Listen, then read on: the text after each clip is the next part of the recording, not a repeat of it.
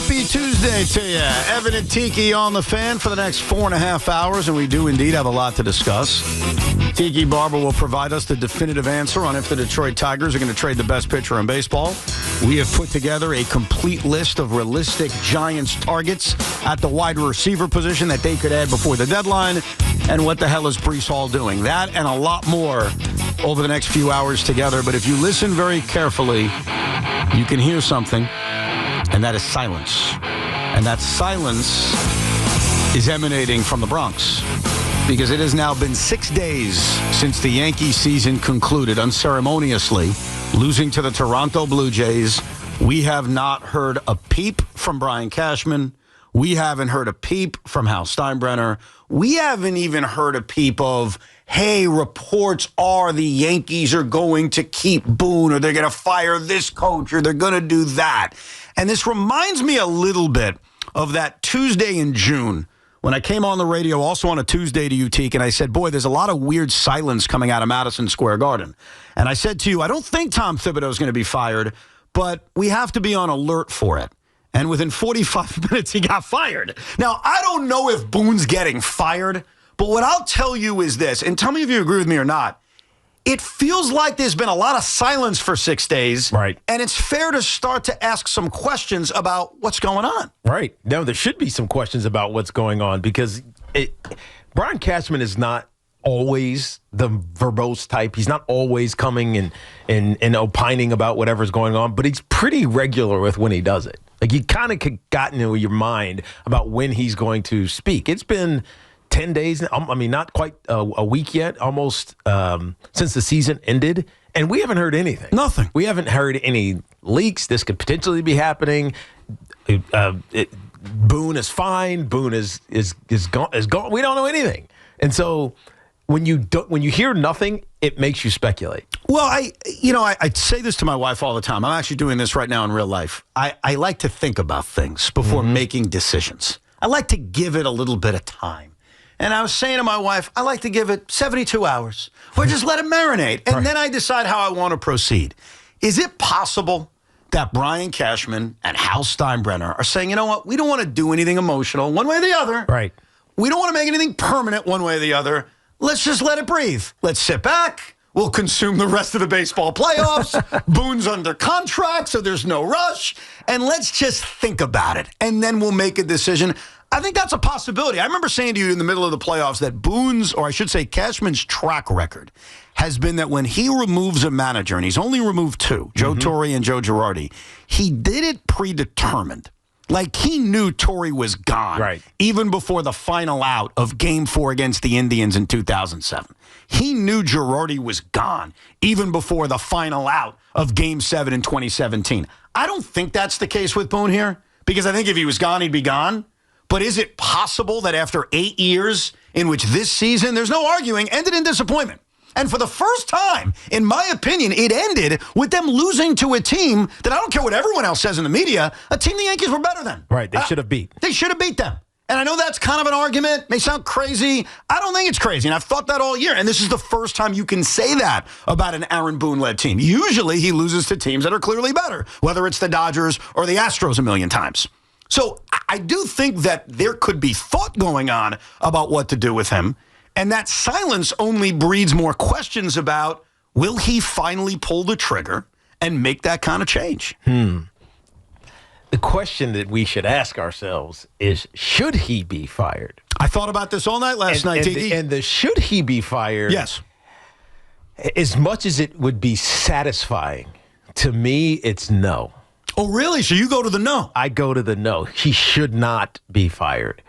And part of it is because of how close they've consistently gotten and how, I don't know, the construction of the roster, a debate that we had pretty loudly the day after when we were at American Dream for that Thursday night game when the Giants upset the Philadelphia Eagles.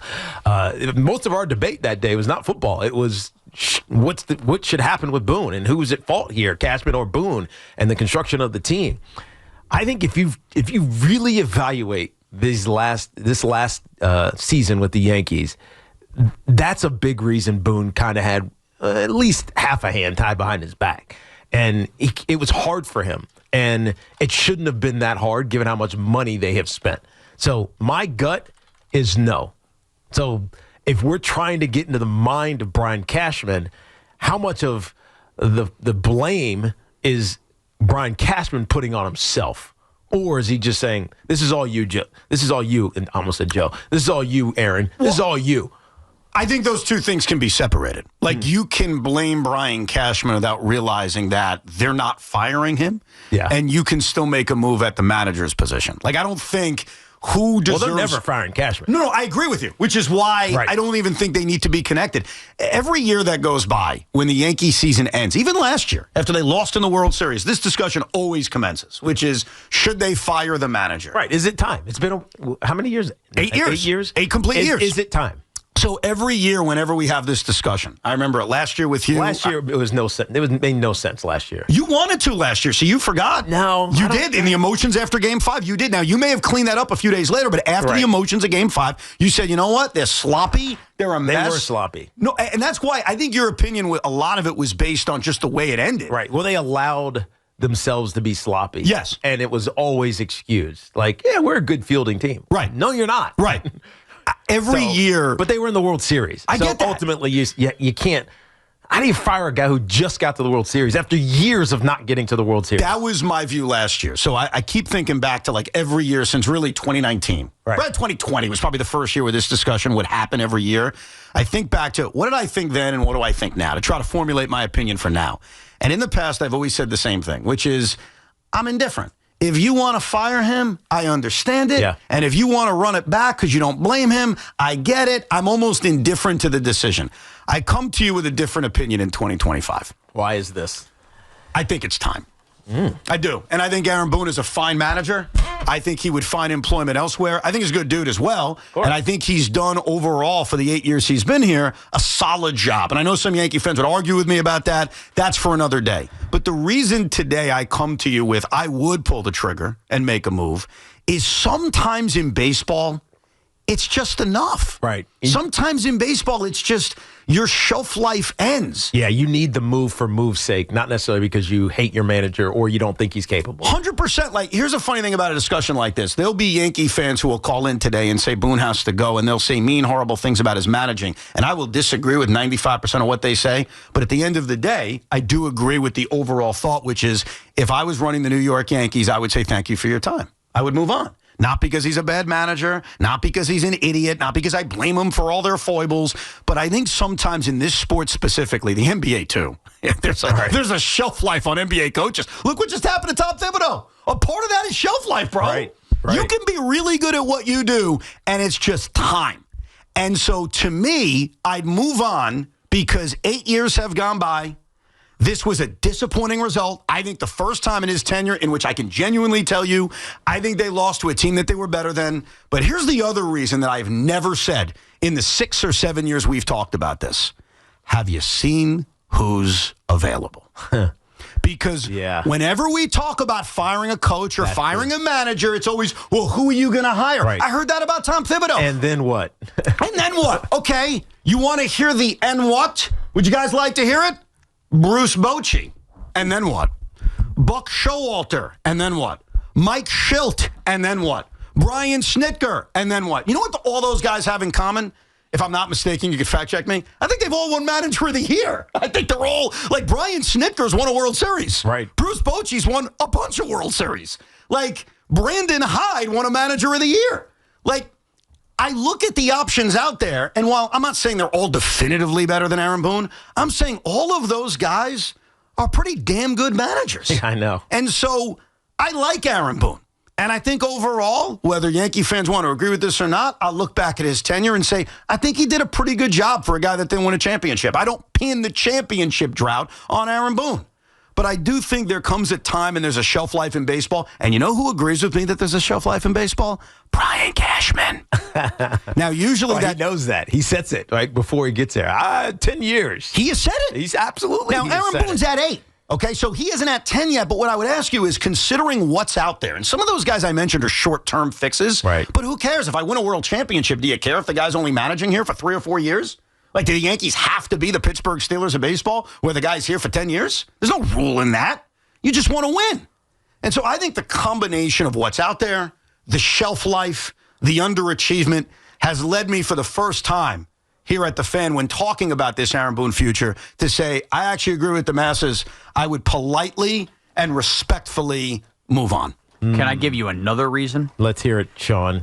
Your opinion is what first? My opinion, I actually align a lot with Evan. I don't think Aaron Boone's a bad manager. I think he probably takes more grief than he should because a lot of it's organizational. Yeah. But there comes a time where it's just, I'm tired of it. I think we're all tired of it. Yeah, especially when we know the organization, whatever you want to call that, whether that's Cashman, analytics, whatever, is not changing. Not changing.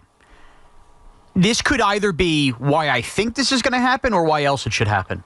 We're going to debate for a long time Bellinger versus Kyle Tucker for the New York Yankees this offseason. Okay? What else are the Yankees doing this offseason? Their pitching is set, a reliever arm here or there. This is going to be one of the most boring Yankee off seasons in quite some time. It is, because usually they're active. But boring doesn't matter. Boring can be fine.